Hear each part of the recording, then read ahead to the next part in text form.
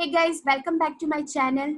Today we are going to learn Fire and Ice poem written by Robert Frost. It is a very popular poem written by an American poet, that is Robert Frost of course.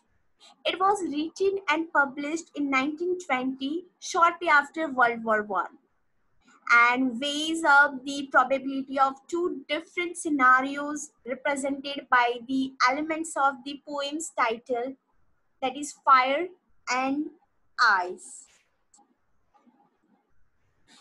As you can see the title itself, fire and ice, two contradictory elements are presented in the title. Even the same thing is going to happen in the poem itself.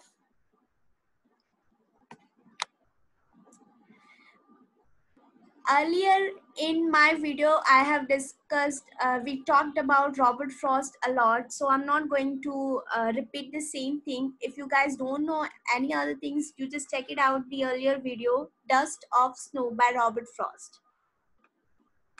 So moving forward, let's start the poem. Some say the world will end in fire. Some say in ice. From what I've tasted of desire, I hold with those who favor fire. But if it had to perish twice, I think I know enough of hate to say that for destruction ice is also great and would suffice. Okay, so let's understand it line by line. Some say the world will end in fire. Now, some is not described here who the poet is talking about. It could be researchers, it could be scientists or other people or the group of the people who say that world will end in fire. And some another group of the people or the scientists or researchers, they say that the world will end in ice. But from the poet perspective, from what I've tasted of desire, I hold with those who favor fire. What the poet has known this desire, what the poet is aware of the desire, he hold the opinion, he believed that, and he favor the group of the people who believe that world will end with the fire. But if it had to perish twice, perish means die. But if it had to die twice, if the world has to die twice, I think I know enough of hate. Now the poet is aware of the hate even.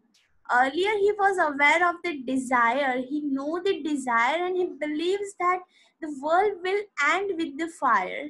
But now when he has got some knowledge of hatred even, to say that for destruction ice is also great. So he also believed that destruction of ice, the ice will also bring the same destruction. It will be also of the great destruction of the world and would suffice, and it is sufficient to destruct the world in a great manner. So on a literally, the poet wants to convey that the fire and the ice, these both elements are sufficient to destruct the world. Friends, it is the literal meaning. If we talk about the metaphoric meaning, as we know that the poetry has two different meaning, literal and metaphoric as well. Okay, so if we talk about metaphoric meaning, the poet here wants to convey that the world will end with desire and the world will end with the hatred even. Now he has compared this fire with the desire, because uh, fire is we say that now he is burning with fire. That means he has some desire, he has some passion in his life, and he is burning in his desire. So desire is the thing that will also that will be also cause of the end of the world. If we desire much, desire of more money, desire of more power, that will also bring the destruction of the world. And another metaphoric meaning of the second stanza that we have in front of us, that the human quality here, it is the hatred.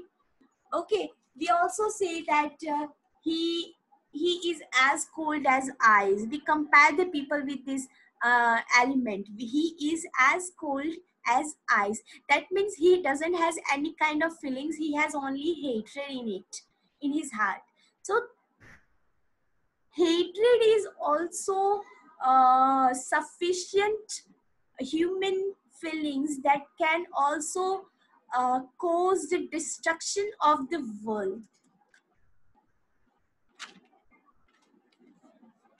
For the poet, one possibility of the world's ending is in the flame of the fire. The poet feels so when he ponders or look into over the burning flames of the desire of the people. So when the poet looks that people are burning with the desires, he considers that desire can also be the cause of the destruction of the world. And the desire of more money, desire of more power, etc., will surely burn up the entire world in flames. Another possibility of the doom of the entire world, what Robert Frost discussed here, is that the poet feels that the uh, people have so much of hatred in their heart against each other, that it is sufficient to freeze the entire planet to the death. So the fire of evil desire and the eyes of wicked hatredness are the two contradictory opinions presented in the poem Fire and the Eyes. The poem is very artistically uh, and underlines the philosophy that we let our emotions rule us. And if we don't control it, that means if we don't control our desire or our hatred, then surely these desires, this hatred, these human emotions will destroy everything around us. And similarly, he thinks that fire and ice both are just as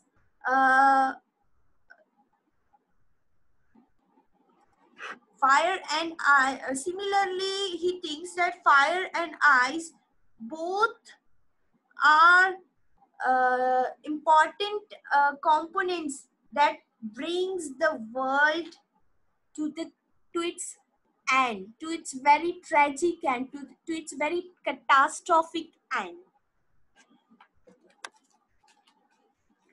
So that is what the literal and the metaphoric meaning of this fire and ice.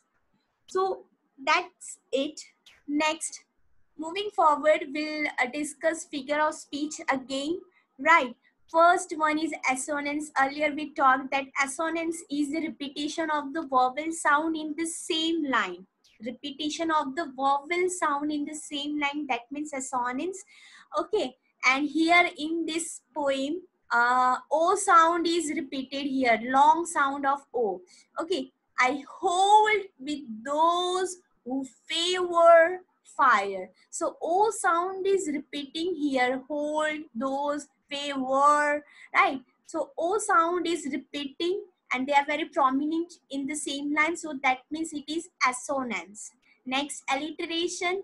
It's very easy. It is a repetition of the consonant sound in the same line at the beginning of the word, right? Look at this example. I hold with those who favor fire. Favor, fire, fur, fur. So the same sound, same consonant sound is repeating in the same line. That means it is alliteration. Next one, enjambment. Earlier we talked that when the same line, same sentence continues to the next line without using any kind of punctuation marks, it is called enjambment. Okay, and it has been used throughout the poem. Look at this poem. Some say the world will end in fire, some say in ice. Now here the sentence completed. So first line is continuing in the second line. Now look at the third line. From what I've tasted of desire, I hold with those who favor fire. Again, these two lines, okay, they are continuous.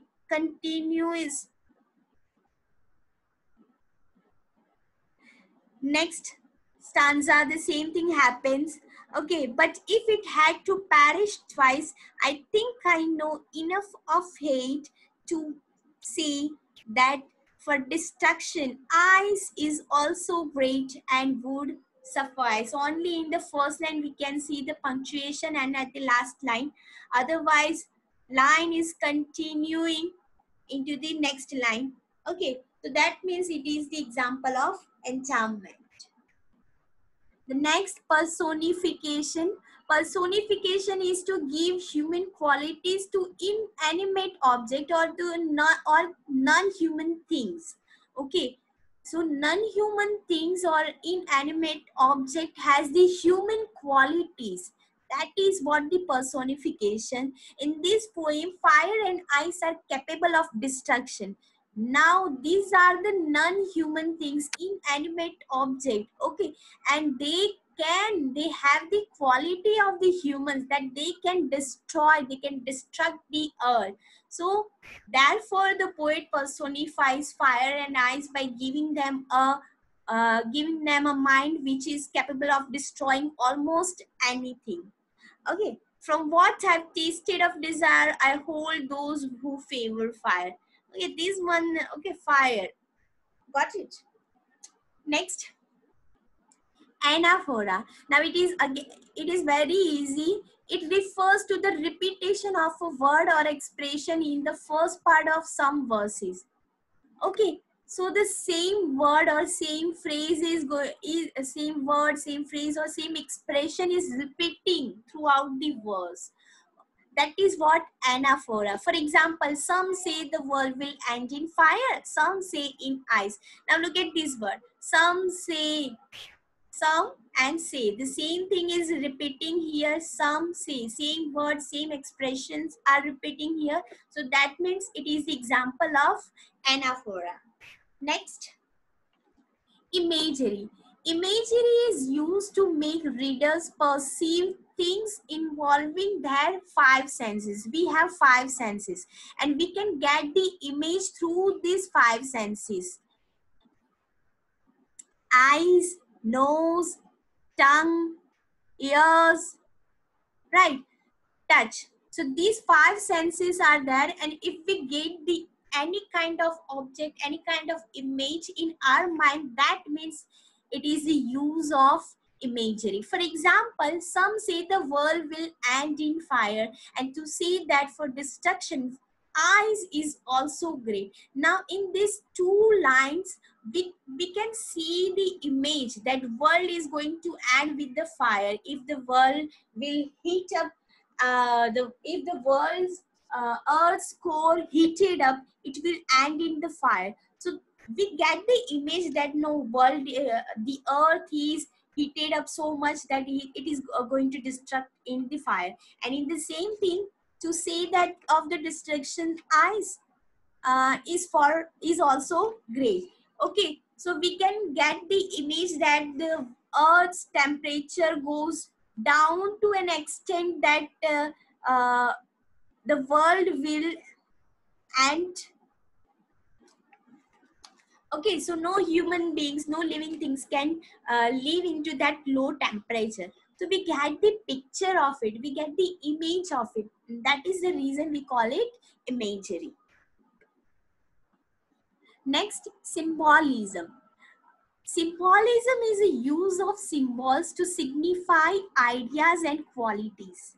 Okay, it is a use of symbol. We use symbol in WhatsApp. Generally we use that stickers, emojis, right? They are the symbols. If I have to laugh at some text, then what I will use that laughing emojis, and I will send that to particular person. So I am using that symbol, and symbol is nowadays very much relevant. People understand more symbols than the words. Okay, and that is what here. Okay, so it is a use of symbol to signify ideas and qualities. Here we don't have the pictures, but we have the word, and that particular word will symbolize the other thing, and that is what reflected here by giving them symbolic meanings different from their literal meanings. Okay, so the word has particular meaning, but it is completely different from the literal meaning. So the poet or the writer will use that particular object as a different metaphoric meaning, not the literal meaning. Okay, as we taught that fire is the symbol of desire. Okay, fire is literally, fire means something is which is burning. That is what fire, right? Flame, we say that that is fire. But if we look metaphorically, it is a symbol of desire in this poem. Similarly, eyes symbolizes hatred. Okay, and these other things are there. Similarly, green and gold are the symbol of beauty and happiness. Rhyme scheme. Rhyme scheme. Okay, some say the world will end in fire, some say in ice. Okay, look at this stanza.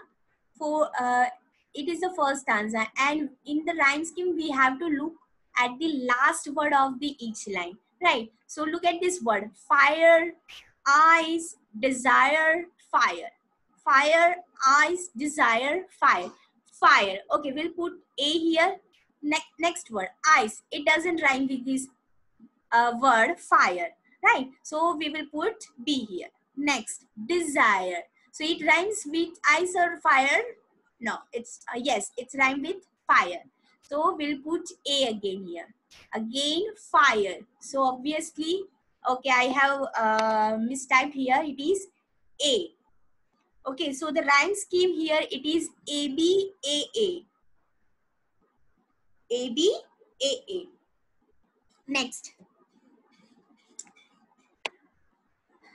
I hope you guys have enjoyed this. So that's it for now. Thank you very much. Keep learning. Enjoy your day.